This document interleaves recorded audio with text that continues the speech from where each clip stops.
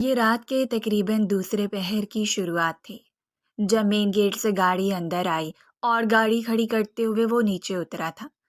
آج پورے ایک ہفتے کے بعد وہ گھر واپس لوٹا تھا اور وہ بھی اس وقت کسی کو بنا بتائے تھکاوٹ سے برا حال تھا۔ اس کا ارادہ صبح سفر کرنے کا تھا، لیکن پھر فرصت ملتے ہی جب گھر والوں کی یاد نے زور پکڑا تو اس نے ارادہ باندھ لیا کہ صبح کا ناشتہ وہ گھر والوں کے ساتھ ہی کرے گا۔ ویسے بھی گھر سے باہر رہ کر وہ اکثر ہی اتنا اداس رہا کرتا کہ اسے بس فرصت ملنے کی دیر ہوتی اور وہ جلد سے جلد اپنے سکون بھرے جزیرے میں پہنچ جاتا۔ گھر کے اندر داخل ہوتے ہی اسے اندازہ ہو گیا تھا کہ سب لوگ سو چکے ہوں گے اور اب وہ سب سے صبح ہی ملاقات کرنا چاہتا تھا۔ تھکاوٹ، بے چینی، سر درد، اس کا دل شدت سے چاہ رہا تھا کہ ابھی ایک کپ چائے پی کر وہ اپنے کمرے میں جائے، کیونکہ شدید سر درد کے دوران اسے نیند نہیں آنی تھی۔ چائے پی کر وہ کچھ ریلیکس ہو جاتا اور اس کے بعد اسے سکون سے نیند آ جاتی۔ شرٹ کے 2 بٹن کھول کر خود کو فریش کرتے ہوئے وہ وہیں لاؤنج میں صوفے پر بیٹھ گیا۔ اس نے لائٹ آن نہیں کی تھی۔ گھر میں ہر طرف سناٹا چھایا ہوا تھا۔ سکون بھری سانس خارج کرتے ہوئے اس نے صوفے کی پوچھ سے ٹیک لگا کر اپنی آنکھوں کو موند لیا۔ اپنے بالوں میں انگلیاں چلاتے ہوئے وہ سکون محسوس کر رہا تھا۔ وہ امی جان کے رد عمل کے بارے میں سوچ رہا تھا۔ جب اسے صبح ناشتے کی میز پر آتا ہوا دیکھیں گے تو کیسا رد عمل دیں گے۔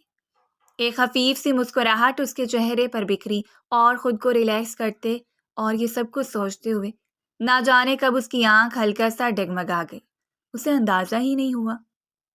وہیں چند پل صوفے پر آنکھیں موندے ہی وہ ٹکا رہا۔ وہ گہری نیند میں نہیں تھا، بس دماغ کچھ پرسکون سا تھا اور اس نے پاؤں سیدھے کرتے ہوئے وہیں ٹیبل پر رکھ لیے۔ نہ جانے کتنی دیر، اسے اندازہ نہیں تھا کہ کتنی دیر گزری جب اسے اپنے پہلو سے ہلکی سی کٹ پھٹ کی آوازوں نے بیدار کر دیا۔ اس کا دماغ سب سے پہلے بیدار ہوا تھا۔ گھر میں کوئی پالتو جانور نہیں تھا۔ دروازہ بہت اچھی طرح بند کر کے اندر آیا تھا، سو باہر سے کسی آنے کا سوال ہی پیدا نہیں ہوتا۔ شاید یہ اس کی کٹھن ڈیوٹی کا اثر تھا کہ اسے چھوٹی سی چھوٹی بات بھی بری طرح متوجہ کرتی۔ پٹ سے آنکھیں کھول کر اس نے اندھیرے میں دیکھنے کی کوشش کی، لیکن ہر طرف اندھیرا پھیلا ہوا تھا اور آس پاس کچھ دکھائی نہیں دے رہا تھا۔ اچانک یوں لگا جیسے فرش پر کچھ گرا ہو اور پھر کسی کے سسکنے کی آواز۔ وہ ایک دم ہی اٹھ کھڑا ہوا۔ یہ آواز لاؤنج سے ہی منسلک کچن سے آ رہی تھی۔ اسے اچھی طرح اندازہ ہو گیا۔ وہ دبے قدم چلتا ہوا صوفے کی بیرونی سمت سے اندر کی جانب بڑھا۔ اس کے قدموں کی آہٹ نے جیسے مقابل کو بھی سنبھل جانے پر مجبور کر دیا اور پھر اسے اندازہ ہوا تھا کہ جیسے کسی نے جلدی سے دائیں سمت اوٹ میں چھپنے کی کوشش کی ہے۔ وہ مزید چونک گیا۔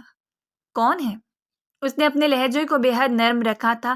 اسے اندازہ تھا کہ اگر کوئی غیر کا فرد ہے تو شاید اسے اس وقت گھر میں دیکھ کر گھبرا رہا ہے۔ حالات کے پیش نظر اس نے ہاتھ بڑھا کر لائٹ آن کر دی اور سامنے کا منظر روشنیوں سے نہا گیا۔ یہاں کوئی نہیں تھا، ضرور جو کوئی بھی تھا وہ ٹیبل کے ساتھ اوٹ میں چھپا۔ اس نے محسوس کیا تھا۔ کون ہے؟ ٹیبل کے پیچھے اس نے دوبارہ پوچھا اور اب بھی اسے کسی کی آواز نہیں آئی۔ قدم بڑھا کر وہ سامنے آ گیا اور اس کی آنکھیں حیرت سے پھٹی کی پھٹی رہ گئیں۔ ٹیبل کی اوٹ میں ایک کونے میں چھپے وہ سہمی ہوئی ہرنی کی طرح ہاتھ میں پلیٹ لیے بھرے منہ کے ساتھ اسے خوفزدہ نظروں سے دیکھ رہی تھی۔ جب وہ سامنے آیا تو اسے دیکھ کر اس نے بے اختیار ہی وہ پلیٹ فرش پر رکھ۔ آہل کے وہم و گمان میں بھی نہیں تھا کہ اس وقت یہاں وہ ہوگی، بلکہ وہ تو یہ بھی فراموش کر چکا تھا کہ وہ اب اس کی زندگی میں اور اس گھر میں مکمل سکونت اختیار کر چکی ہے۔ اس نے پلیٹ میں پڑے ہوئے ٹھنڈے ٹھار چاولوں کو دیکھا۔ بغیر دوپٹے کے اس کا پورا وجود کپ کپا رہا تھا اور آہل سمجھ نہیں پا رہا تھا کہ وہ کس بات پر خوفزدہ ہے۔ کیا تم کھانا چوری کرنے پر اتنی خوفزدہ ہو؟ وہ اس کے سامنے بیٹھ گیا۔ اسے تنگ کرنے کا ارادہ رکھتا تھا تو اپنے لہجے کو سنجیدہ رکھا، جبکہ اس کی بات سن کر اس نے نچلا ہونٹ باہر نکالا اور باقاعدہ اپنے منہ پر ہاتھ رکھ کر پھوٹ پھوٹ کر رو پڑی۔ آہل تو بکھلا گیا۔ اسے اندازہ نہیں تھا کہ وہ رونا شروع کر دے گی۔ اس نے ہاتھ بڑھا کر اسے کندھوں سے تھاما اور پھر اسے سہارا دے کر کھڑا کر دیا۔ کرسی گھسیٹ کر اس نے کرسی پر بیٹھنے کا اسے اشارہ کیا، لیکن وہ گھبرا رہی تھی۔ بار بار لاؤنج کی جانب دیکھتے ہوئے وہ شاید یہاں سے فرار حاصل کرنا چاہ رہی تھی اور کبھی کبھی پلٹ کر چاولوں سے بھری ہوئی پلیٹ کو بھی دیکھ لیتی۔ آہل نے محسوس کیا جیسے اپنی مٹھی میں دبائی ہوئی کسی چیز کو وہ اپنی پشت پر چھپانا چاہ رہی ہے، حالانکہ یہ وہ لڑکی نہیں تھی جسے وہ یہاں چھوڑ کر گیا تھا۔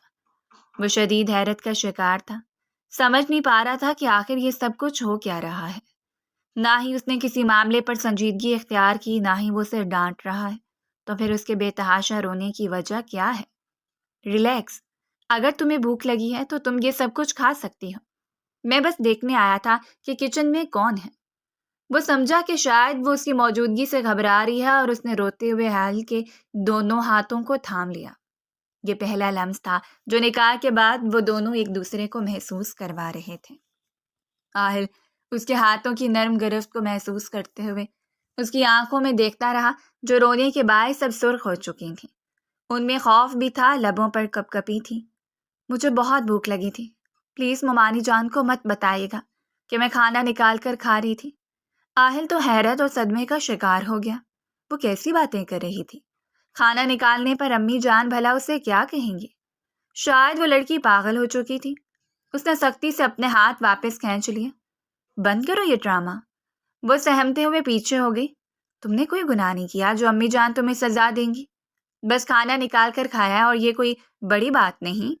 وہ اس وقت بغیر دوپٹے کے گھبرائی ہوئی اس کے سامنے بیٹھی تھی۔ شاید گرمی کی وجہ سے اسے اتنا پسینہ آ رہا تھا یا یہ گھبراہٹ کی وجہ سے تھا، لیکن آہل سمجھ نہیں پایا۔ اس کا وجود پسینے سے بھیگ رہا تھا۔ آف وائٹ نرم و ملائم کرتا اس کے وجود سے چپک کر اس کی رعنائیوں کو ظاہر کر رہا تھا۔ آہل نے بے ساختہ نظریں چرا لیں۔ ایک منٹ، کہیں ایسا تو نہیں ہے کہ تم سچ میں کچھ چرانے آئی تھی؟ یہ تمہارے ہاتھ میں کیا ہے جسے تم نے مٹھی میں دبا رکھا ہے؟ دکھاؤ مجھے۔ اور اس بار اس کی رنگت بے تحاشا زرد ہو گئی۔ یوں لگ رہا تھا جیسے اس کی سانس حلق میں اٹک چکی ہو۔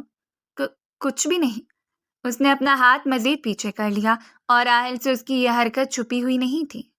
اس نے ہاتھ بڑھا کر اس کا ہاتھ سختی سے تھامتے ہوئے اپنے سامنے کر لیا۔ اس کی مٹھی بند تھی۔ کھولو اسے۔ اس نے روتے ہوئے اپنا ہاتھ کھول دیا۔ چمچماتی ہوئی چھوٹی سی چابی اس کے ہاتھ پر رکھی تھی۔ کیا ہے یہ؟ فریج لاک تھا، میں نے کھانا نکالنے کے لیے اسے اٹھا لیا۔ بس پلیز پلیز ساحل بھائی، آپ ممانی کو مت بتا دیجیے گا، وہ مجھے جان سے مار دیں گی۔ آہل بے یقین سا اسے روتا ہوا دیکھ رہا تھا۔ کس نے کی تھی فریج لاک؟ اور کیا تم نے ڈنر نہیں کیا تھا؟ اس نے جھک کر پوچھا، اور ماہی نے نفی میں سر ہلا دیا۔ مجھ سے ممانی کا جگ ٹوٹ گیا تھا اور سزا کے طور پر انہوں نے کھانا بند کر دیا۔ میں نے دوپہر بھی کچھ نہیں کھایا تھا۔ وہ فریج لاک کر دیتی ہیں۔ یاسمین بوا نے ہی مجھے بتایا تھا کہ چابی یہاں رکھی ہوگی اور میں اب صرف کھانا لینے آئی تھی۔ وہ اسے حد سے زیادہ کمزور لگ رہی تھی۔ مرجھائی ہوئی رنگت، چہرے پر چھائی ہوئی زردی، سرخ آنکھیں۔ وہ اس بات سے اچھی طرح واقف تھا کہ اس کی ماں اسے پسند نہیں کرتی۔ وہ اسے اس گھر میں لانے کے بالکل خلاف تھی، لیکن اس حد تک چلی جائیں گی اسے یقین نہیں آ رہا تھا۔ وہ عجیب سی کشمکش کا شکار تھا۔ وہ بھی اس کی آنکھوں میں دیکھ رہی تھی جیسے اسے اندیشہ ہو کہ وہ صبح ہوتے ہی سب کچھ ممانی کے سامنے بیان کر دے گا۔ اور آہل نے نرمی سے اس کے دونوں ہاتھوں کو تھام لیا۔ میں کسی کو کچھ نہیں بتاؤں گا۔ ایک پچھتاوے کے احساس نے اسے اپنی لپیٹ میں لے لیا تھا۔ یہاں سے جاتے ہوئے اس نے اس لڑکی سے نکاح کر لیا، لیکن پھر کسی حق کو پورا نہیں کر پایا۔ میں کسی کو بھی کچھ نہیں بتاؤں گا، لیکن میری ایک شرط ہے۔ اس نے شوقی سے ماہین کے چہرے کو دیکھا تھا۔ کیسی شرط؟ وہ ہلکا سا منمنائی۔ تم آج کے بعد مجھے بھائی نہیں کہو گی، کیونکہ اب میں تمہارا بھائی نہیں ہوں۔ اس کے چہرے پر شرارتی سی مسکراہٹ تھی، جبکہ ماہین نے سر اٹھا کر اس کی آنکھوں میں دیکھا اور پھر اپنی نظروں کو جھکا لیا۔ وہ اب نچلے لب کو دانتوں سے کچل رہی تھی۔ اسے تو ایک عرصہ ہو گیا تھا یہ سنتے ہوئے کہ آہل کے ساتھ اس کا کوئی رشتہ نہیں ہے، اور پھر وہ جیسے نکاح سے پہلے اسے بھائی کہتی تھی، ابھی بھی خوف زدہ ہو کر اسے بھائی کہہ دیا۔ میں یہ پلیٹ اٹھا لوں؟ اس نے ایک بار پھر مڑ کر بریانی کو دیکھا اور آہل کو اس لمحے وہ بے حد معصوم لگی تھی۔ اس نے بے اختیار جھکتے ہوئے اس کے رخسار کو لبوں سے چھو لیا، اور ماہین بھوک کے بھولتے ہوئے بے تحاشا سرخ ہو گئی۔ اس نے گھبرا کر ادھر ادھر دیکھا تھا۔ مبادہ بغیر اسے آہل کے ساتھ اس حالت میں کوئی دیکھ لیتا تو یقیناً اس کا گلا دبا دیتا۔ وہ جلدی سے کرسی سے اٹھ کھڑی ہوئی۔ میرے کمرے میں جاؤ، میں ابھی کچھ دیر تک تمہارے لیے کھانا گرم کر کے آ رہا ہوں۔ آپ؟ اس نے حیرانگی سے دہرایا۔ تو اب دوبارہ قریب آ کر سمجھاؤں؟ وہ نہ جانے بات بات پر شوق کیوں ہو رہا تھا، شاید اس کا خوف کم کرنا چاہتا تھا، اور ماہین بے اختیار پلٹی اور تیزی سے قدم اٹھاتے ہوئے چلی گئی۔ ایک مبہم سی مسکراہٹ کو اس نے لبوں پر پھیلی اور اگلے لمحے وہ مسکراہٹ سمٹ گئی۔ اس کا دل انجانے سے احساس سے دھڑک رہا تھا۔ وہ معصوم سی لڑکی اس گھر میں موجود تھی، اس کے نکاح میں تھی، اور اس کی ماں یہ ناروا سلوک رکھتی تھی۔ آخر بابا کہاں ہے؟ کیا بابا کو اس سب کے بارے میں کچھ معلوم نہیں؟ کھانا اوون میں گرم کرتے مسلسل اسی بارے میں سوچ رہا تھا، ساتھ ہی اس نے چائے کا پانی چڑھا دیا۔ اب اگر اس کے لیے کھانا لے کر جا رہا تھا تو لازمی تھا کہ ساتھ اپنے لیے چائے بھی بنا لیتا، تھکاوٹ کا احساس کم ہو جاتا۔ اور ویسے بھی وہ اب اسے تفصیلی بات کرنا چاہتا تھا، اسے احساس دلانا چاہتا تھا کہ اس کا اس گھر میں کتنا مضبوط رشتہ ہے۔ وہ جب یہاں آئی تھی ایک کھلکھلاتی ہوئی شرارتی لڑکی تھی جس کی آنکھوں کی چمک مقابل کو زائل کر دیتی، اور اب صرف کچھ ہی دنوں میں مرجھا کر عجیب سے عجیب تر ہو گئی۔ بریانی کو پلیٹ میں ڈال کر اس نے ساتھ سیلڈ بھی بنا لیا۔ ہاسٹل لائف کے دوران وہی سب کچھ خود ہی کرتا چلا آیا تھا، سو اسے اچھی طرح اندازہ تھا۔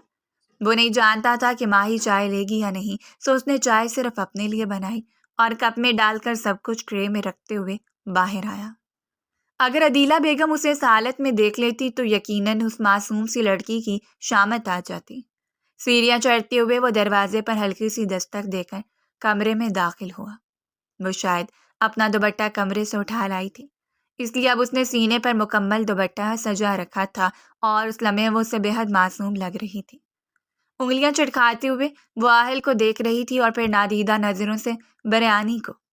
آہل نے بریانی کی پلیٹ اور سیلڈ اس کے سامنے رکھ دیا۔ جب تک کہ میں چائے پی رہا ہوں تم اپنا کھانا ختم کرو، اس کے بعد مجھے تم سے بات کرنی ہے۔ وہ خوشگوار سے لہجے میں بولا تو وہ بھی ساری باتوں کو بھلائے بریانی پر ٹوٹ پڑی۔ وہ اسے کھاتے ہوئے دیکھ رہا تھا، ایک کے بعد ایک چمچ اس نے دکھ سے اسے دیکھتے ہوئے نظروں کو پھیر لیا۔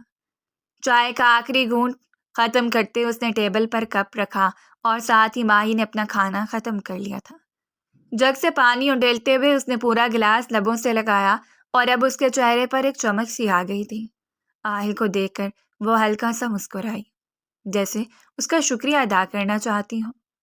آپ ممانی جان کو تو کچھ نہیں بتائیں گے؟ وہ اب بھی خوفزدہ تھی۔ سوچا جائے گا، لیکن اس سے پہلے جو کچھ میں تم سے پوچھوں گا وہ تم مجھے سچ سچ بتاؤ گی۔ آہل نے اس کا ہاتھ پکڑ کر اسے اپنے قریب بٹھا لیا۔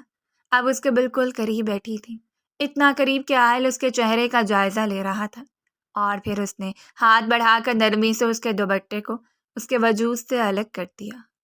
ماہین حیرت سے اسے دیکھتی رہی۔ وہ نرمی سے اس کی گردن کا جائزہ لے رہا تھا۔ سرخ نشانات اور یہ سرخ دھبے اس کے کندھوں تک پھیلے ہوئے تھے۔ اس نے نرمی سے اس کی قمیض کو ہٹا کر دیکھا۔ ماہین سرخ چہرے کے ساتھ لب کچلتی رہ گئی۔ یہ ساری سرخیاں، یہ نشانات، کیا تم مجھے بتاؤ گی کہ کیا ہوا ہے؟ اور اس نے روتے ہوئے سب کچھ ہی آہل کو بتا دیا تھا۔ جمشید صاحب کے گھر سے جانے کے بعد کیسے عدیلہ بیگم اس پر آفت کی طرح ٹوٹ پڑتی ہیں، اسے منحوسیت کے طعنے دیتے ہوئے پل پل یہ احساس دلاتی ہیں کہ وہ یہاں پڑا ہوا ایک بوجھ ہے جو ان کے سر پر زبردستی مسلط کر دیا گیا ہے۔ وہ بس چپ چاپ سنتا رہا۔ وہ روتی رہی اور وہ آہل کو چاہ کر بھی حقارت بھرے الفاظ نہیں بتا سکتی تھی جو عدیلہ بیگم اس کے سامنے دہرایا کرتی۔ آہل نے گھبراتے ہوئے اسے سینے میں بھینچ لیا۔ چپ، بس ایک دم چپ۔ I am sorry. اس کا دل شدت سے دھڑک رہا تھا۔ وہ اس کے سامنے تھی اور سب کے سب کچھ اس کے سامنے بیان کر چکی تھی۔ اس نے اتنا کچھ برداشت کیا، وہ بھی بس ایک بے بنیاد سی نفرت کے زیر اثر۔ گھر کی ملازمہ یاسمین اس پر رحم کھا لیتی، لیکن عدیلہ بیگم کے سامنے وہ بھی بے بس تھی۔ وہ اس کے زخموں پر اپنے لب رکھتا گیا اور وہ مزید سلگتی جا رہی تھی۔ آہل اسے اپنے قریب کرتے ہوئے مدہوش ہوتا جا رہا تھا۔ وہ اس پر اپنی محبت نچھاور کر رہا تھا، اسے یقین دلانا چاہتا تھا کہ وہ ہر پل اس کے ساتھ ہے۔ اس نے اگر اس کی ذمہ داری اٹھائی ہے تو کبھی اس کی ذات سے غافل نہیں ہوگا۔ جو کوتاہی برت لی سو برت لی، اب اس کے بعد ہرگز نہیں۔ آہل، اس کی شدتوں پر گھبراتے ہوئے ماہی نے اس کی شرٹ کو مٹھی میں دبوچ لیا۔ احساس جرم کے ساتھ زندگی نہیں گزار سکتی تھی کہ مومانی جان اسے ذلیل و رسوا کرتے ہوئے کہہ دیتی کہ وہ ان کے بیٹے پر ڈورے ڈالے ہوئے ہیں۔ وہ اب اپنے کمرے میں جانا چاہتی تھی۔ آئل اسے اپنے ساتھ لے کر آیا۔ اس نے ڈھیلی ڈھالی سی شرٹ اور ٹراؤزر اس کے حوالے کیا تھا۔ جاؤ، یہ پہن کر آؤ۔ اور وہ حیرانی سے اسے دیکھتی رہی۔ جاؤ گی یا میں خود پہنا دوں؟ آئل نے آنکھیں دکھاتے ہوئے کہا اور وہ شرٹ ٹراؤزر سنبھالتے ہوئے چینجنگ روم میں چلی گئی۔ یہ شرٹ آئل کی تھی۔ اس میں اس کا دھان پان سا وجود چھپ کر رہ گیا اور ٹراؤزر فولڈ کرتے ہوئے وہ باہر آئی۔ آئل نے اس کے وہ کپڑے وہیں رکھنے کے لیے کہہ دیا تھا۔ اسے اپنے ساتھ لے کر وہ آئینے کے سامنے آ کر کھڑا ہو گیا۔ فرسٹ ایڈ باکس نکال کر اس نے آنٹمنٹ اس کی گردن پر موجود نشانات پر لگانی شروع کر دی۔ ماہین سسکتے ہوئے آنکھیں موند گئی۔ درد اس کے چہرے سے نمایاں تھا۔ اس نے شرٹ اس کے کندھوں تک کھینچ کر وہاں بھی مرہم لگا دیا اور اس کی مخملی سے ہاتھوں کو اپنے ہاتھ میں لے کر وہ جھک کر آئینے میں اسے دیکھ رہا تھا۔ اور پھر اس کے بالوں کو کیچر سے آزاد کر دیا۔ اس کے بال شانوں پر بکھرتے چلے گئے۔ ہیئر برش اٹھا کر آہل نے اسے سلجھا دیا۔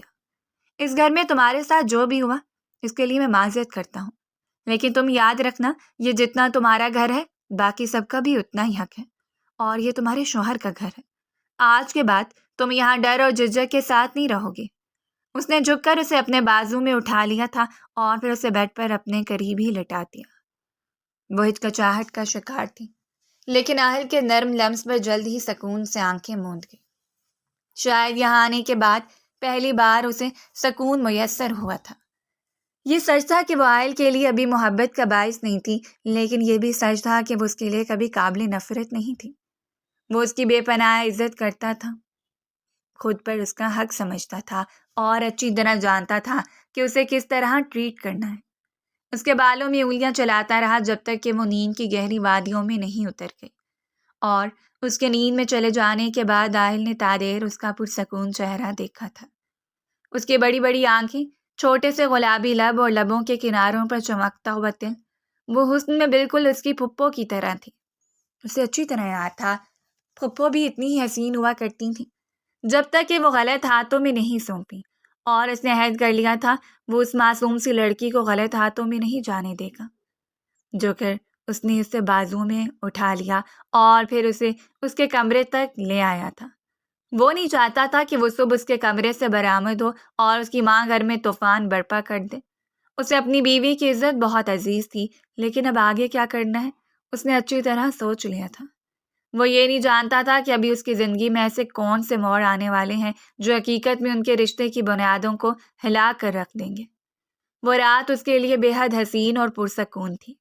صبح جب تک ملازمہ نے اس کے دروازے پر دستک نہیں دی، وہ بے خبر سوئی رہی اور دستک کی آواز پر بکھلا کر اٹھ بیٹھی۔ اس نے اپنے وجود پر آہل کے کپڑوں کو دیکھا تھا اور پھر شرماتے ہوئے مسکرا دی۔ یعنی اس کمرے میں بھی اسے آہل چھوڑ کر گیا تھا۔ وہ اتنی گہری نیند میں کب سوئی اسے اندازہ ہی نہیں ہوا۔ فریش ہونے کے بعد اس نے چینج کیا اور نیچے آ گئی۔ صبح وہ یاسمین بوا کے ساتھ مل کر ہی ناشتہ بنواتی تھی۔ یاسمین بوا یہاں کی کافی پرانی ملازمہ تھی۔ جمشید صاحب صبح زمینی معاملات کے لیے جلدی ہی چلے جاتے۔ وہ سب کچھ اپنی سرپرستی میں کرواتے تھے۔ سارا دن بیت جاتا۔ لنچ کے دوران وہ گھر واپس آتے اور پھر ڈنر میں ہی ان سے ملاقات ہو پاتی۔ گھر میں عدیلہ بیگم اور ماہین کے علاوہ صرف یاسمین ہی رہا کرتی تھی۔ ناشتہ بنا کر اس نے ٹیبل پر سجا دیا۔ جمشید صاحب اور عدیلہ بیگم باہر آ چکے تھے اور عین اسی وقت آہل سیڑھیوں سے اترتا ہوا نیچے آیا۔ عدیلہ بیگم تو اسے دیکھ کر بکلا کر اٹھ کھڑی تھیں۔ انہیں اندازہ نہیں تھا کہ آہل رات سے گھر پر ہے۔ وہ آگے بڑھ کر ان کے گلے لگا اور انہوں نے بے اختیار اپنے خوبرو بیٹے کا ماتھا چوم لیا۔ جمشید صاحب کو ملنے کے بعد وہ وہیں ٹک گیا۔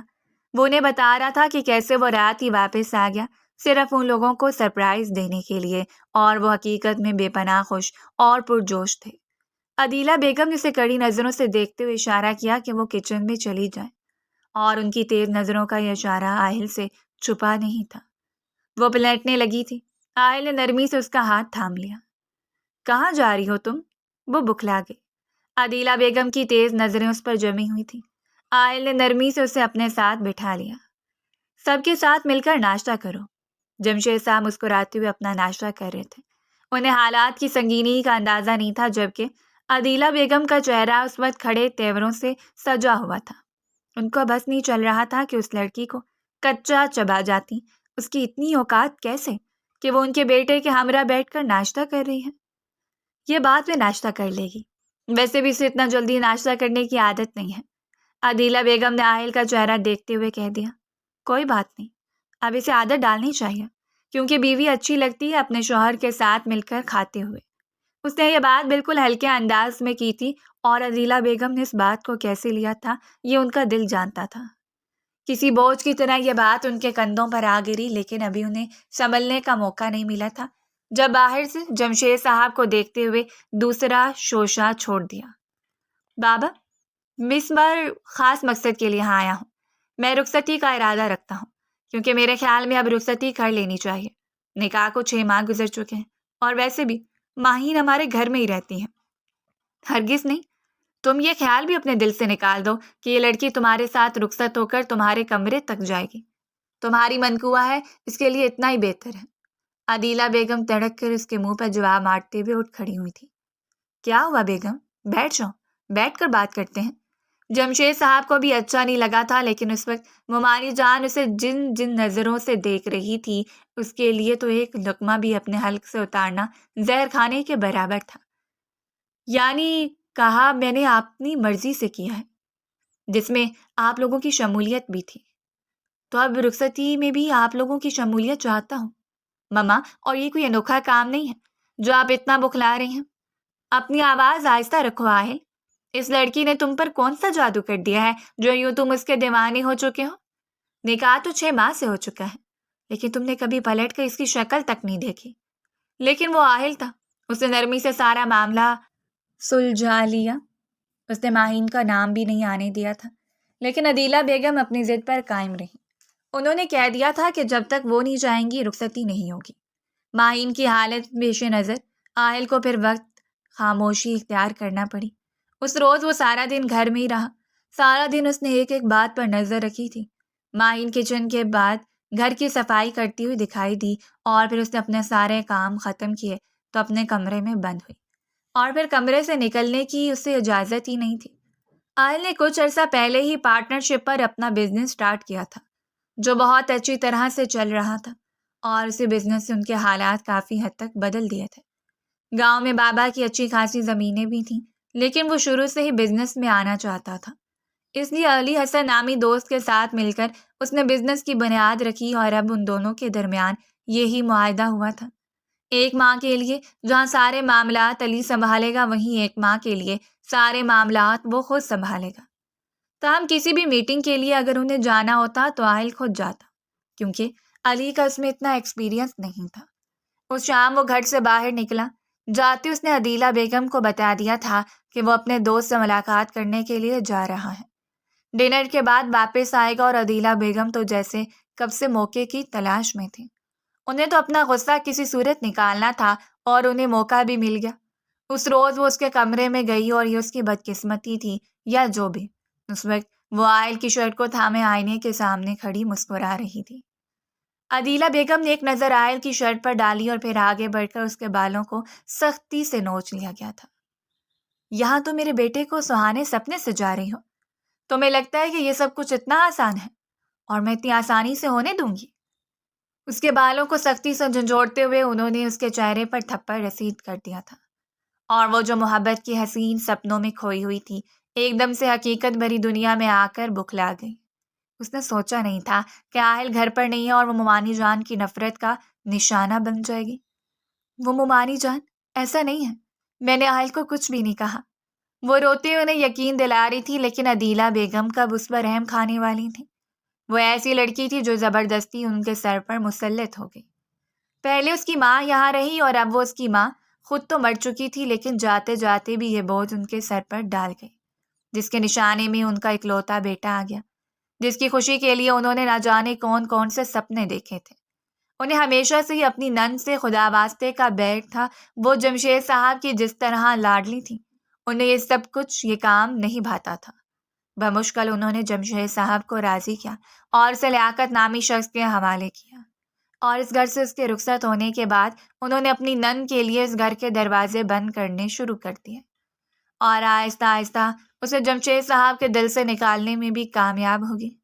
وہ جو قسمت کے لکھے ہوئے کو مان کر لیاقت کی زندگی میں جا چکی تھی، اس کے لیے سب سے بھیانک روپ تھا، کیونکہ لیاقت ایک نمبر کا جواری اور جس نے اس کے حسن کی پرواہ کیے بغیر اسے گھر میں ملازمت سے بھی کم درجہ دیا۔ وہ بھولی بھالی سی لڑکی اتنی شدتوں سے واقف نہیں تھی۔ لیاقت نے اسے زد و کوب کرنا شروع کر دیا۔ وہ اسے بات بات پر مارتا، اس کی تذلیل کرتا اور سب کو جوئے میں اڑا دیتا۔ اللہ نے شادی کے چند سالوں کے بعد ہی اسے بیٹی سے نوازا اور لیاقت کی نفرت میں اضافہ ہو گیا۔ جمشید جب بھی اسے خیر خیریت پوچھتا تو وہ بس ہر بات کو چھپا کر کہہ دیتی کہ وہ ٹھیک ہے، کیونکہ وہ اچھی طرح جانتی تھی کہ اس کی بھابھی اسے کبھی پسند نہیں کرتی۔ اگر وہ لوٹ کر بھائی کی دہلیز تک آ جائے گی تو شاید بھابھی کا گھر خراب ہو جائے، اور اسی لیے اس نے گھر میں سلائی کا چھوٹے موٹے کام شروع کر دیا۔ وہ بچوں کو قرآن مجید پڑھاتی اور سلائی کر کے گھر کا گزر بسر چلا رہی تھی، لیکن اس کے باوجود بھی لیاقت اس سے پیسے بٹورتا اور جا کر جوئے میں اڑا دیتا۔ ان کی بیٹی آہستہ آہستہ بڑی ہو رہی تھی۔ اس نے خود اپنی بیٹی کو گورنمنٹ اسکول میں داخل کروا دیا اور خود اس کے اخراجات برداشت کر رہی تھی۔ وہ اپنی بیٹی کو اس مقام پر دیکھنا چاہتی تھی جو مقام اس نے شاید کبھی حاصل نہ کیا۔ لیاقت کو اس بات سے سخت اعتراض تھا کہ ان کی بیٹی پڑھائی کرے یا کہیں باہر جا کر بھی دیکھے۔ اس نے اپنی بیٹی کو اپنے گھر میں گویا کسی قید مسلسل میں قید کر کے رکھا ہوا تھا۔ وہ سہمی ہوئی لڑکی اپنے باپ کے آنے پر سہم جاتی اور باپ کے چلے جانے کے بعد چہکتی پھرتی۔ گھر بھر کی لاڈلی جس کی مسکراہٹ فردوس کے جینے کی وجہ تھی، اب الوغت کی طرف آ رہی تھی۔ وہ اپنی ماں کا سب سے بڑا سہارا تھی اور بھری دنیا میں اس کی ماں اس کا آخری سہارا۔ امی کے ساتھ بھی ہونجیں جانے کتنی مرتبہ جمشید صاحب کے گھر آئی، لیکن جمشید صاحب کی کم کو طبیعت، ان کا تھوڑا بات کرنا، تھوڑا میل ملاپ رکھنا اسے عجیب لگتا۔ ان کا بیٹا آہل، جسے وہ ہمیشہ آہل بھائی کہہ کر پکارتی تھی، عمر میں سے تقریباً 6 سال بڑا تھا۔ وہ بھی ایک سیاہ طوفانی شام تھی جب اس کباب گھر آیا تھا اور اس کی ماں چھت سے کپڑے اتار رہی تھی اور اس کمرے میں بیٹھی ہوم ورک کر رہی تھی۔ اس کے باپ نے گھر میں داخل ہوتے ہی دروازے کو زور سے دے مارا اور اس کا دل دھڑک اٹھا۔ اس نے اٹھتے ہوئے جلدی سے دروازہ بند کر دیا۔ وہ نہیں چاہتی تھی کہ اس کا باپ یہاں آ کر دیکھے اور اس کی شامت آ جائے۔ اماں چھت پر ہے، پیسے لینے کے علاوہ اور کچھ نہیں کرتا تھا۔ وہ چھت پر ہی اس کی ماں کے پیچھے چلا گیا اور وہاں جا کر شاید اس سے رقم کا مطالبہ کیا تھا، جبکہ فردوس بار بار یہ سمجھا رہی تھی کہ وہ رقم کہاں سے لے کر آئے۔ گھر کرائے کا ہے، مالک مکان آنے والے دنوں میں کرائے کا مطالبہ کرے گا۔ دودھ بجلی کا بل، گھر کا سامان، سب کچھ تو وہ پہلے سے ہی پورا کر رہی ہے۔ اور لیاقت نے وہیں اسے پکڑ کر بری طرح مارنا شروع کر دیا۔ مجبوراً وہ کمرے سے باہر نکل کر دوڑتی ہوئی اب تک گئی تھی، لیکن اپنی ماں کو چھڑواتے ہوئے وہ بھی لیاقت کی مار پیٹ کا نشانہ بن گئی۔ اس کی ماں کو اچھی طرح مارنے کے بعد لیاقت تو چھت سے اتر آیا، لیکن وہ اپنی ماں کو سہارا دیتے ہوئے نیچے آنے لگی تھی۔ یہ ان کی بدقسمتی تھی، یہ جو بھی، جب اس کے ہاتھ سے فردوس پھسلتے ہوئے سیڑھیوں سے گرتی چلی گئی۔ اس کے سر میں شدید چوٹ آئی، وہ روتی رہی، چیختی رہی، چلاتی رہی، لیکن کوئی بھی اس کی مدد کے لیے نہیں آیا۔ اس کی ماں ہوش و حواس سے بیگانہ ہو چکی تھی۔ وہ شال لے کر باہر کی جانب بھاگی۔ گاؤں میں ایک چھوٹا سا کلینک تھا جس پر موجود ڈاکٹر سے اس نے منت کرتے ہوئے کہہ دیا کہ وہ اس کے گھر آئے، اس کی ماں کی طبیعت کافی خراب ہے۔ وہ اپنی ماں کو کھونا نہیں چاہتی تھی۔ ڈاکٹر گھر آیا، اس نے پٹی کر دی، لیکن زخم بہت گہرا تھا۔ ڈاکٹر نے کہہ دیا کہ اسے اسپتال لے کر جائیں، زخم کافی گہرا ہے۔ پڑوس کی فاطمہ آپا سے اس نے امی کی ڈائری پر لکھے ہوئے نمبر سے جمشید صاحب سے رابطہ کرتے ہوئے انہیں رو رو کر سب کچھ بیان کر دیا، اور جمشید صاحب اسی وقت گاڑی پر اپنے بیٹے کے ساتھ ان کے گھر آئے تھے۔ پھر دوست کی طبیعت سنبھل نہیں رہی تھی، اس کا بہت سارا خون بہہ گیا تھا اور وہ ابھی تک گھر پڑی تھی۔ لیاقت کا کچھ پتہ نہیں تھا۔ آئے تو بے تابی سے اپنی پھپھو کو دیکھتا رہا جو ایک عرصہ حسن کی شہزادی رہ کر ان کے گھر پر راج کرتی تھی، آج یوں غلاموں کی طرح زندگی گزار رہی تھی۔ اسے اپنے باپ پر افسوس ہوا جو اپنے رشتوں کو ہی بھلائے بیٹھا تھا، جو اپنی زندگی میں اتنا غافل ہو چکا تھا کہ خود سے منسلک رشتوں کی جان پہچان بھی بھول گیا۔ آخری وقت میں اس نے بس اپنی بیٹی کا ہاتھ جمشید صاحب کے ہاتھ میں دیا تھا اور پھر خدا کو گواہ کر کے ہمیشہ کے لیے آنکھیں موند کر چلی گئی۔ وہ چیختی رہی، چلاتی رہی۔ اس کے ماموں نے اسے سنبھالا تھا۔ عدیلہ بیگم تو اس وقت بھی پیچھے ہٹ کر بیٹھی رہی، انہیں جیسے کوئی دکھ نہ ہو، جبکہ عائل نے سارے معاملات سنبھال لیے۔ اس نے فوری طور پر پرچہ درج کروایا اور لیاقت کو اندر کروا دیا۔ وہ کیسے بھول سکتا تھا کہ لیاقت نامی شخص اس کی اکلوتی پھپھو کا قاتل بن چکا ہے، جس کے یہ غلط رویے کا اثر تھا کہ اس کی پھپھو آج اس حال میں پہنچ چکی تھی۔ چیختی چلاتی لڑکی پر اسے جی بھر کر رحم آیا۔ اگلے ہی چند دنوں کے اندر اندر جمشید صاحب اور اہل کی رضامندی کے ساتھ ہی ماہین کا نکاح اہل سے پڑھا دیا گیا۔ خاندان کے چند بڑے بھی اس سے نکاح میں شامل ہوئے اور عدیلہ بیگم سلگنے کے علاوہ کچھ نہیں کر پائیں، لیکن انہوں نے خود سے عہد کر لیا تھا کہ چاہے جو بھی ہو جائے وہ اسے اہل کی زندگی سے نکال کر رہیں گی۔ وہ ان کا بیٹا تھا جس پر وہ خود اپنی مرضی مسلط کرنا چاہتی تھیں۔ یہ نہیں کہ کوئی بھی یتیم اور مسکین لڑکی ان کے اکلوتے بیٹے کے گلے میں ڈال دی جاتی اور وہ ساری زندگی کسی ڈھول کی طرح اسے بجاتا پھرتا۔ اب بھی وہ بری طرح چیخ رہی تھی جب خوف کے مارے اس کے منہ سے وہ لفظ نکلے جو عدیلہ بیگم کو ساکت کر گئے۔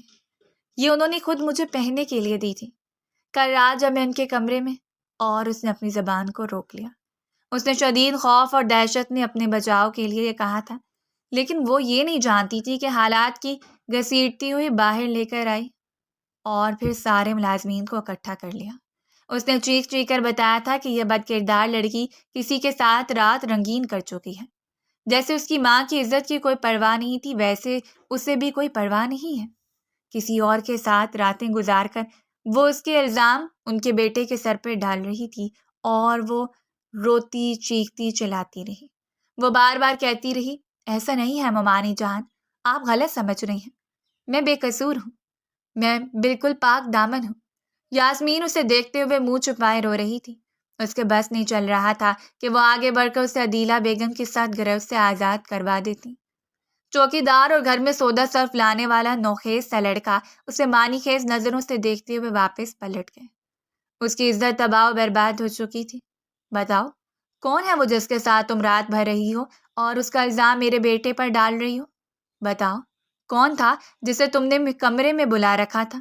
وہ اس کے بالوں کو جھنجھوڑتے ہوئے پوچھ رہی تھی اور عین اسی وقت داخلی دروازے سے جمشید صاحب کو تھامے وہ اندر داخل ہوا۔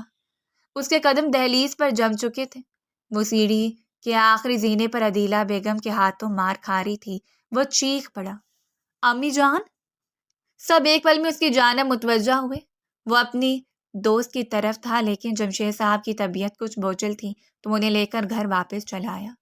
جمشید صاحب نے خود کال کر کے اسے بلا لیا تھا کہ وہ واپس آئے اور انہیں گھر لے جائے، کیونکہ انہیں بلڈ پریشر کا مسئلہ تھا اور اس وقت وہ اچھا محسوس نہیں کر رہے تھے۔ لیکن وہ نہیں جانتا تھا کہ گھر آنے کے بعد کون سی قیامت اس کی منتظر ہے۔ عدیلہ بیگم کی گرفت جیسے ہی ہوئی، اس نے اپنا آپ عدیلہ بیگم سے چھڑوا لیا تھا۔ بکھرے بال اور پھٹے ہوئے لباس کے ساتھ وہ بے تحاشا سرخ چہرہ اور لیے روتی ہوئی آنکھیں بھاگتے ہوئے زینوں سے اتری تھی۔ اس کے پاس اور کوئی پناہ نہیں تھی۔ اس کی ممانی نے اسے ملازمین کے سامنے بے آبرو کر دیا۔ آج وہ اس پر بد کرداری کا الزام لگا رہی تھی، کل اس سے بھی بڑا الزام لگاتی۔ وہ اندر سے ٹوٹ بکھر چکی تھی۔ اس نے کسی کے متعلق نہیں سوچا تھا۔ سامنے کھڑا شخص اس کا ہمدرد تھا اور اس کی پناہ میں ہی وہ محفوظ رہ سکتی تھی۔ اسے وہ ہر ایک کو نظر انداز کرتے ہوئے آخر کے سینے سے جا لگی اور عائل نے اسے کسی گوہر نایاب کی طرح خود میں سمیٹ لیا تھا۔ بے تحاشا اس کے ماتھے پر بوسے دیتے ہوئے وہ اسے مزید خود میں سمیٹتے ہوئے تحفظ کا احساس دلا رہا تھا۔ وہ سمجھتا تھا کہ سب کچھ اس کی غیر موجودگی میں ہوتا ہے، لیکن شاید اسے اندازہ نہیں تھا کہ اس کے پیٹ پھیرنے کی دیر ہے۔ سب کچھ تو اس کی آنکھوں کے نیچے ہو رہا ہے اور وہ غافل بنا اس معصوم سی لڑکی پر ہونے والے ستم پر خاموش بیٹھا ہے۔ جمشید صاحب بھی حیران و پریشان کھڑے تھے، لیکن ان کی طبیعت اتنی خراب تھی کہ وہ وہیں لاؤنج میں صوفے پر ٹیک سے لگا گئے۔ انہیں اندازہ نہیں تھا کہ عدیلہ بیگم اس طرح کا رویہ اختیار کرتی ہیں۔ جب عدیلہ تیزی سے اپنے بیٹے کی جانب بڑھی، تم نہیں جانتے اس بد کردار لڑکی کو، یہ تمہارے بارے میں غلط بیانی کر رہی تھی۔ وہ روتے ہوئے عائل کے سینے میں منہ دیے کھڑی رہی۔ ان کا اسے اس وقت آگ لگا دیتی۔ آخر میں اس میں اتنی ہمت کیسے ہوئی کہ وہ سب کے سامنے ان کے بیٹے کے سینے سے لگی کھڑی تھی؟ یہ میری بیوی ہے، میرے نکاح میں ہے، اور اس پر ہر طرح کا حق رکھتا ہوں۔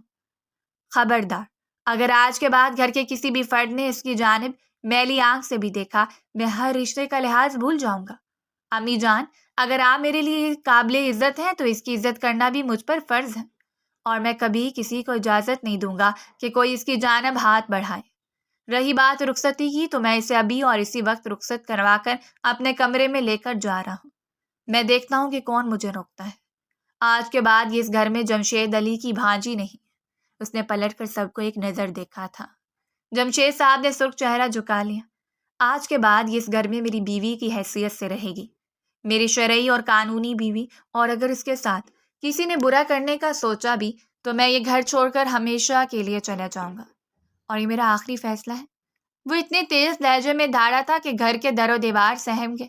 عدیلہ بیگم نے دہلتے ہوئے دل پر ہاتھ رکھ لیا تھا۔ اتنی بڑی دھمکی! آج وہ مضبوط تھی، آج اس کے پہلو میں ان کا بیٹا کھڑا تھا۔ وہ سب کے سامنے اسے اپنے کمرے میں لے کر گیا۔ وہ تھر تھر کانپتے ہوئے اس کے سینے سے لگی رہی۔ وہ بے تحاشا رو رہی تھی۔ مجھے طلاق دے دیں آہل، مجھے یہاں سے دور بھیج دیں، مجھے کسی یتیم خانے میں چھوڑیں، لیکن میں یہاں نہیں رہنا۔ وہ اس کے قدموں سے لپٹ گئی اور آہل نے تڑپتے ہوئے اسے اپنی آغوش میں سمیٹ لیا۔ اس کی ساری بے تابیاں اور ساری بے قراریوں کو پس پش ڈال کر وہ نرمی سے اس کے لبوں پر جھکا، اپنی شدتوں کو انڈیل رہا تھا، اسے احساس دلا رہا تھا کہ وہ اس کے لیے کس قدر قیمتی ہے۔ محبت اس پر مہربان تھی، اور اب اس لڑکی سے ایک پل بھی دور رہنا اس کے لیے وبال جان تھا۔ اس کی شدتوں پر سہمتے ہوئے وہ مزید اس کے بازوؤں میں سمٹتی جا رہی تھی۔ آہل اس کی بے تابیوں سے گھبرا کر اس نے ہلکی سی سرگوشی کی۔ جو کچھ ہو چکا ہے اسے برا خواب سمجھ کر بھول جاؤ، آہل کی جان، اور آج کے بعد میرے ساتھ ایک نئی شروعات کرو۔ رخصتی صرف زمانے کے بنائے ہوئے اصول تھے۔ اس روز اسے اپنے کمرے میں لے کر آیا تھا، اپنی بیوی کی حیثیت سے اسے اپنے بیڈ پر لٹا کر وہ اس پر اپنی محبت کی مہر ثبت کرتا چلا گیا۔ وہ بتانا چاہتا تھا کہ چاہے وہ جس قدر بد کردار ہے، چاہے وہ جو بھی حیثیت رکھتی ہے، لیکن اس کے دل کی ملکہ ہے۔ اور اس جیسے ملازماؤں کے سامنے اتنی توہین کے بعد عدیلہ بیگم تو اپنے کمرے میں چلی گئی تھی، جبکہ جمشید صاحب دوا کے زیر اثر جلد ہی سونے کے لیے لیٹ گئے۔ گھر میں جتنے ہنگامے برپا ہو چکے تھے، گھر کا سکون غارت ہو گیا، لیکن کوئی نہیں جانتا تھا کہ اس لڑکی کی زندگی میں اور کون سے ایسے موڑ آنے والے ہیں جہاں وہ ٹوٹ کر بکھر جائے گی۔ لیکن یہ سچ تھا کہ اب اسے سمیٹنے کے لیے اس کا شوہر موجود تھا۔ چاہے کوئی جتنا بھی حسد کر لیتا، چاہے کوئی جتنی بھی سازشیں بول لیتا، لیکن اب اس کے ساتھ آہل جمشید کھڑا تھا، اور اب اسے کسی چیز کا کوئی ڈر نہیں تھا۔ اس رات اسے اپنی تمام تر حق دیتے ہوئے آہل نے اپنی بیوی کے طور پر تسلیم کر لیا۔ رخصتی چاہے اس نے جس طرح سے بھی کی تھی، لیکن وہ اس کی بیوی تھی، اور اسے اپنی بیوی کے درجے پر فائز کرنے سے اسے کوئی نہیں روک سکتا تھا۔ اگلے آنے والے دنوں میں محبت اس پر ٹوٹ کر برس رہی تھی۔ وہ ہر روز اس کی ہمراہی میں نیچے آتی۔ اس گھر پر آہل نے اس کی حکومت قائم کر دی تھی۔ آہل نے سب کو یقین دلا دیا تھا کہ بیوی بنا کر ذمہ داریوں کو سنبھالنا کسے کہتے ہیں، اور آہل کی محبت میں وہ مزید نکھرتی چلی جا رہی تھی۔ جمشید صاحب اس فیصلے پر مطمئن تھے۔ وہ کبھی نہیں چاہتے تھے کہ ان کی بھانجی کے ساتھ کسی قسم کی حق تلفی ہو، لیکن یہ بھی سچ تھا کہ ان کی خاموشی نے نہ جانے کتنے رشتوں کو ان سے دور کر دیا تھا۔ وہ ہر شام اسے اپنے ساتھ باہر لے جاتا، پھولوں کے گجروں کو اس کی کلائیوں میں سجا کر اس کے ہاتھوں پر اپنے لب رکھ دیتا۔ اس کی آنکھوں کو چومتے ہوئے وہ ان میں حسین سپنے بن رہا تھا، اس کے لبوں پر مسکراہٹ کا ذریعہ بن رہا تھا۔ اور عدیلہ بیگم حیرت انگیز طور پر خاموش تھی، لیکن کوئی نہیں جانتا تھا کہ یہ خاموشی تو طوفان کے آنے سے پہلے کی خاموشی ہے۔ جب ٹوٹے گی تب طوفان برپا کر دے گی۔ آہل نیوسی کر بھر کر شاپنگ کروا دی تھی، اسے اپنی محبت کے رنگ میں ڈھال دیا تھا، اور آہل کے ساتھ منسلک ہو کر اسے اندازہ ہو گیا کہ محبت کسے کہتے ہیں۔ اسے یقین ہو چکا تھا کہ بننا سنورنا کسے کہتے ہیں۔ اس کی رات مدہوشیوں میں گزر رہی تھی۔ دن کا آغاز آہل کے بازوؤں کے حصار سے ہوتا۔ اگر اسے قسمت کا مہربان ہونا کہتے ہیں تو قسمت اس پر ٹوٹ کر مہربان ہوئی۔ جبکہ دوسری جانب عدیلہ بیگم خاموش ہو کر بیٹھنے والی نہیں تھی۔ انہوں نے خود جا کر لیاقت کی ضمانت کروا دی، وہ بھی اس شرط پر کہ وہ یہاں سے اپنی بیٹی کو ہمیشہ کے لیے لے جائے گا کسی ایسے علاقے میں جہاں آئل کو اس کی بھینک تک نہ لگے، اور پھر وہ آئل کے سامنے اس سے بد کردار ظاہر کرتے ہوئے ثبوت دکھا دیں گے کہ وہ کسی کے ساتھ بھاگ چکی ہیں، کسی ایسے شخص کے ساتھ جو اس سے پہلے بھی ملنے کے لیے آتا تھا۔ ان کے منصوبے بننا آسان تھا۔ انہوں نے لیاقت کو اچھی خاصی رقم دے دی اور یقین دہانی کروائی تھی کہ وہ اپنی بیٹی کو ان کی زندگی سے لے جائے گا۔ انہیں اس لڑکی سے جتنی شدید نفرت تھی، اس سے کہیں زیادہ اپنے بیٹے کو کھو جانے کا دکھ تھا۔ وہ کیسے اس لڑکی کے ناز نخرے اٹھاتا، کیسے اس پر مر مٹا تھا، انہیں یہ بات کانٹے کی طرح چبھتی تھی۔ اس بات نے ان کی راتوں کی نیند اڑا لی تھی۔ وہ بھی اب پہلے جیسی نہیں رہی تھی۔ اس کے اندر سارے خوف کو آہل نے ختم کر دیا تھا۔ اب وہ اعتماد سے مسکرا کر بات کرتی تھی۔ وہ چاہے نفرت کرنا نہیں جانتی تھی، لیکن نفرت کا مقابلہ کرنا بہت اچھے سے جان چکی تھی۔ اس دن آہل ضروری میٹنگ کے سلسلے میں کراچی گیا۔ وہ اسے اپنا خیال رکھنے کی خاصی تاکید کر گیا۔ اب تو موبائل بھی اس کے پاس تھا۔ وہ کچن میں کھڑی چائے بنا رہی تھی۔ یاسمین بوا سرونٹ کوارٹر تھی۔ ان کی طبیعت پچھلے چند دنوں سے خراب تھی، سو کچن کے معاملات وہ خود سنبھال رہی تھی۔ اس نے خود ہی کہہ دیا تھا کہ یاسمین بوا، اب آپ کی عمر کافی زیادہ ہو گئی ہے، اسی لیے آپ کی طبیعت خراب ہو تو ریسٹ کر لیا کریں، میں سب سنبھال لوں گی۔ کچن کی دہلیز پر ہونے والی آہٹ سے اس نے پلٹ کر دیکھا، اس کا باپ کھڑا تھا۔ وہ دم بخود رہ گئی۔ جب سے اس کی ماں کا انتقال ہوا تھا، اس کا باپ جیل میں بند تھا، اور اب اس وقت یہاں وہ اسے سلگتی ہوئی نظروں سے دیکھ رہا تھا، اور لیاقت کی جانب دیکھتے ہوئے اسے بھی اندازہ ہو گیا کہ وہ یہاں خود نہیں آیا بلکہ بلایا گیا ہے۔ بابا، اس نے ہلکی سی سرگوشی، ظاہری سی بات ہے وہ اس کا باپ تھا، اور باپ کی محبت بھی جاگ اٹھی۔ آگے بڑھ کر اس نے لیاقت سے پیار لینا چاہا، جب لیاقت نے اپنا ہاتھ اس کے سر پر رکھا۔ میں تمہیں لینے آیا ہوں، چلو یہاں سے۔ لیاقت نے اس کا ہاتھ پکڑ لیا اور اسے جانے کے لیے کہا، جبکہ وہ جمے ہوئے قدموں کے ساتھ لیاقت کو دیکھتی رہی۔ میں یہاں سے کہیں نہیں جاؤں گی بابا، یہ میرے شوہر کا گھر ہے، میری شادی ہو چکی ہے۔ اور عین اسی وقت لیاقت کے پیچھے عدیلہ بیگم نمودار ہوئی تھی۔ یہ گھر میرا ہے، اور میں نے تمہارے باپ کو یہاں بلایا ہے۔ یہ تمہیں وہاں لے جائے گا جہاں آہل تمہاری خوشبو بھی نہ محسوس کر پائے۔ یہ کیا کہہ رہی ہے ممانی جان؟ نامحسوس طریقے سے اس نے اپنے ہاتھ میں پکڑتے موبائل سے ویڈیو کال ملا لی تھی۔ عدیلہ بیگم نے آگے بڑھ کر اس کا چہرہ دبوچ لیا۔ تم یہاں نہیں رہو گی، کبھی بھی نہیں، اور اگر تم نے یہاں سے نہ جانے کی ضد کی تو آج میں تمہیں جان سے مار دوں گی، اور تمہارا باپ بھی اس سب میں شامل ہوگا۔ میں ساری زندگی جیل کی ہوا کھا لوں گی، لیکن میں تمہیں اس گھر میں برداشت نہیں کر سکتی۔ وہ سہمی ہوئی نظروں سے ممانی کو دیکھ رہی تھی۔ میں یہاں سے نہیں جاؤں گی۔ اس کا باپ گھسیٹتے اسے کچن سے باہر نکال رہا تھا۔ موبائل وہیں گر گیا۔ خدا کے لیے مجھے چھوڑ دیں، میں یہاں سے نہیں جاؤں گی۔ اور عدیلہ بیگم کی چنگاڑتی ہوئی آواز اس کے کانوں میں سور اسرافیل کی طرح پھونکی جا رہی تھی۔ لیاقت اسے وہاں لے جانا جہاں سے یہ پھر کبھی واپس نہ آ پائے، جہاں اس کی ماں کو بھیجا ہے، بالکل وہیں۔ وہ گھسیٹتے اسے داخلی دروازے کی جانب لے جا رہا تھا، اور وہ چیختے ہوئے رحم کی اپیل کر رہی تھی۔ وہ دو لوگ آج اس کے لیے غرور کی مسند پر بیٹھے ہوئے وہ فرعون تھے جو اس پر رحم نہیں کھا رہے تھے۔ داخلی دروازے تک اسے گھسیٹ کر لے آیا تھا وہ حیوان جس نے آج تک اپنی بیوی کو انسان نہیں سمجھا، پھر اپنی بیٹی سے کیا انسیت دکھا سکتا تھا۔ گوجس کی ساری زندگی عیاشیوں میں گزر گئی۔ وہ آج چند پیسوں کی خاطر اپنی ہی اولاد کی خوشیوں کو برباد کرنے چلا تھا۔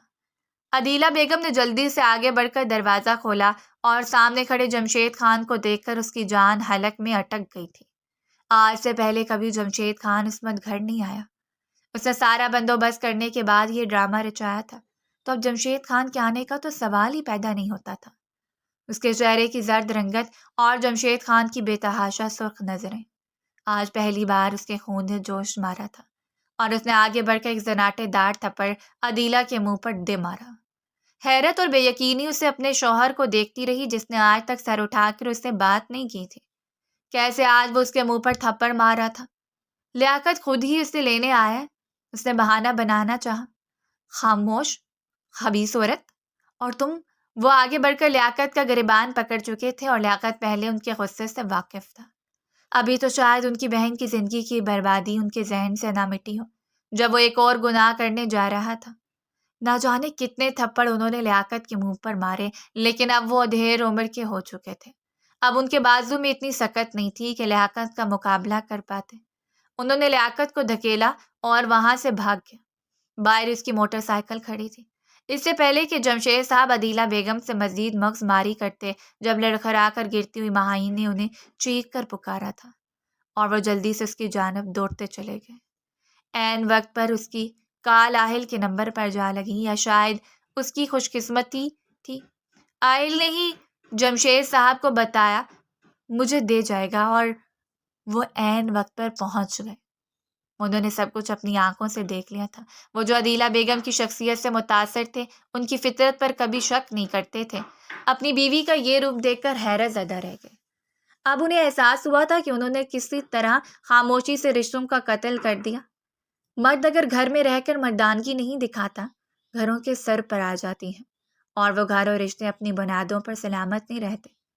جس گھر کی ذمہ داری عورتیں سنبھالیں، کیونکہ خدا نے مرد کو حکمران بنا کر بھیجا ہے، اسے فوراً ہسپتال منتقل کر دیا گیا۔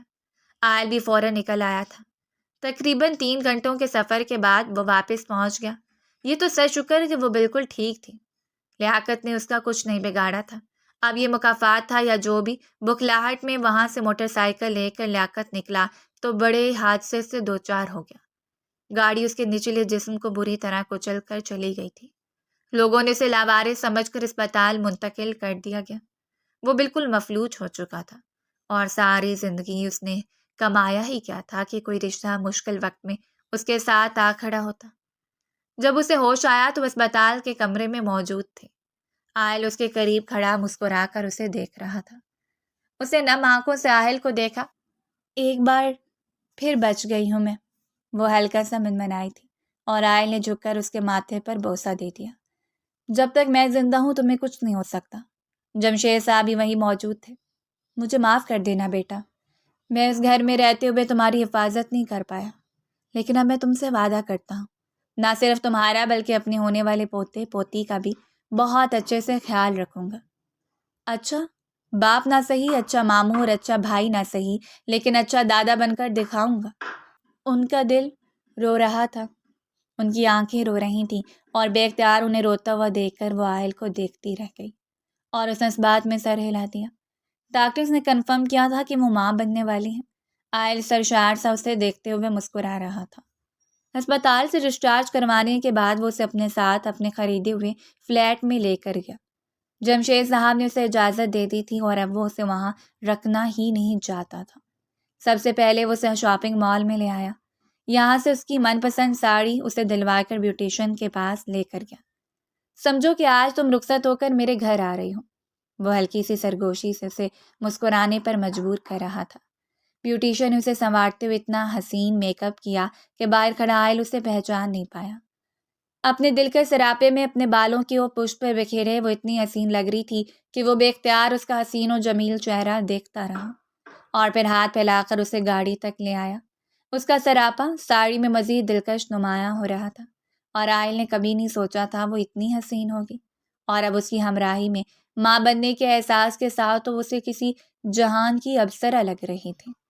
وہ اسے لے کر فلیٹ میں آیا۔ دروازہ کھولتے ہی فرش میں بکھری پھولوں کی بتیوں نے اس کا استقبال کیا۔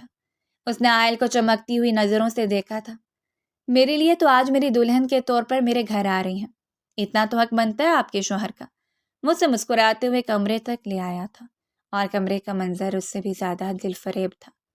پورے کمرے کو مدھم روشنیوں سے اور گلابوں سے سجایا گیا تھا۔ سب کچھ بہترین طریقے سے ڈیکوریٹ کیا گیا۔ وہ نم آنکھوں سے مسکراتی کھڑی رہی جب وہ اس کے سامنے ہی گھٹنے کے بل بیٹھ گیا۔ مخملی ڈبیا سے ہیرے کی جگمگاتی ہوئی انگوٹھی نکال کر اس نے اس کے سامنے بڑھا دی تھی۔ مسز زاہل خان، کیا میری حسین زندگی کو مزید حسین بنانے کے لیے میری محبت کو تسلیم کریں گی؟ اور وہ آنکھیں چھوٹی کی یہ اس کا چہرہ دیکھتی رہی، اور پھر مسکراہٹ سے اپنا ہاتھ آگے بڑھا دیا تھا۔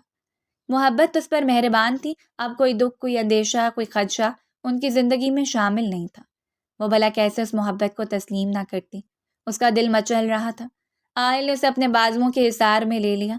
وہ جا بجا اس کے لبوں پر جھکتے ہوئے اپنی محبتوں کو نچھاور کرتے ہوئے اسے یقین دلا رہا تھا کہ آج کے بعد کوئی بھی مصیبت اس کے وجود سے ٹکرانے سے پہلے اس کے شوہر سے ٹکرا کر جائے گی اور وہ کسی سیسا پلائی دیوار کی طرح اس کے ساتھ کھڑا رہے گا۔ اور اسے یقین تھا آئل کے ہر ایک لفظ پر۔ وہ اعتبار کرتی چلی گئی۔ خود کو اس کی پناہوں میں سپرد کرتے ہوئے اس نے سارا معاملہ خدا پر چھوڑ دیا تھا۔ خدا نے اگر اسے اتنے حسین شخص سے نوازا تھا تو اس کے علاوہ اسے اور کیا چاہیے تھا؟ جمشید صاحب نے اپنا کمرہ دیلا بیگم سے علیحدہ کر لیا۔ وہ کبھی اسے معاف نہیں کر سکتے تھے جو رشتوں میں خود غرضی پر اتری ہوئی عورت ہو، اور اپنے بیٹے کے بعد اپنے شوہر کے دور جانے کا دکھ ان کے لیے ناقابل برداشت تھا۔ شدید پچھتاوے اور شرمندگی کی وجہ سے وہ ایک کمرے میں بند ہو کر رہ گئی۔ کچھ لوگوں کے لیے صرف ضمیر کی سزا ہی منتخب کی جاتی ہے تاکہ وہ ساری زندگی ضمیر کی قید سے آزاد نہ ہو پائے۔ نہ ساری زندگی ان کی دھڑکنوں کو قرار رہے اور نہ ہی دھڑکنیں تھم سکیں۔ وہ ہر روز معافی کا انتظار میں گزار رہی تھی، لیکن شاید معافی اتنی آسانی سے نہیں ہوتی۔ کچھ لوگ ہوتے ہیں جو نفرتوں کو اپنے سینوں میں اتنی جگہ دے دیتے ہیں کہ محبت ان کی نس نس سے ختم ہوتے ہوئے اپنے وجود کو ان سے بہت دور لے جاتی ہے، جہاں وہ محبت کے نام و نشان کو بھی نہ پا سکیں۔ اور یقین کریں، ایسے لوگ بہت قابل رحم ہوتے ہیں۔ ان پر جتنا رحم کیا جائے کم ہے، اور ایسے لوگوں کو اپنے رشتوں سے بہت دور رکھا جاتا ہے، کیونکہ ان کا حسد رشتوں کو کھوکھلا کر دیتا ہے۔